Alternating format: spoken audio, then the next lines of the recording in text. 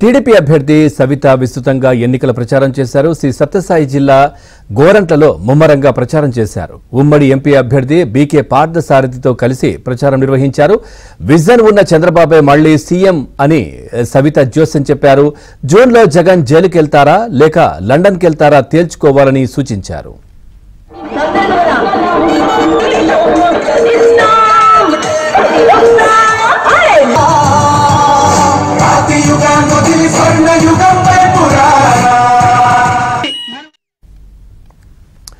కూటమి మేనిఫెస్టో అందరి ప్రశంసలు అందుకుందని సవిత చెప్పారు. పెనుకొండలో ఫ్యాక్షనిజాన్ని మంత్రి ఉషశ్రీ ప్రోత్సహిస్తున్నారని మండిపడ్డారు. కళ్యాణదుర్గం నుంచి పెనుకొండ వచ్చిన ఉషశ్రీ రేపు ఎక్కడికి వెళ్తారో తేల్చుకోవాలని సవిత సవాల్ విసిరారు. ఎన్నికల ప్రచారానికి వచ్చిన సవితను టీడీపీ అభిమానులు యాపిల్ గజమాలతో సత్కరించారు.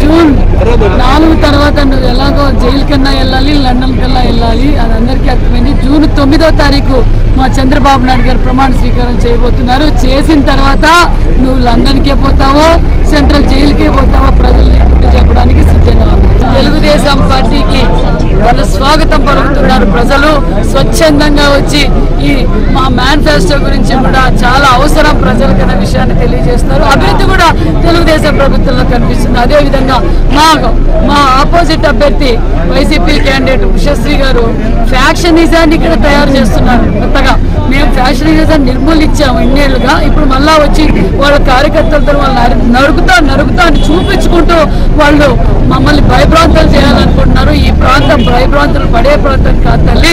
మేము తెలివిగా సమయస్ఫూర్తిగా ధైర్యంగా అన్నిటికీ ఎదుర్కోవడానికి సిద్ధంగా ఉన్నాం. నువ్వు ఫ్యాక్షన్ రెచ్చగొడితే మేము ఫ్యాక్షన్ నిర్మూలన చేసిన వాళ్ళము. ఈ జిమిక్కులన్నీ ఏం పని చేయ కళ్యాణదుర్గంలో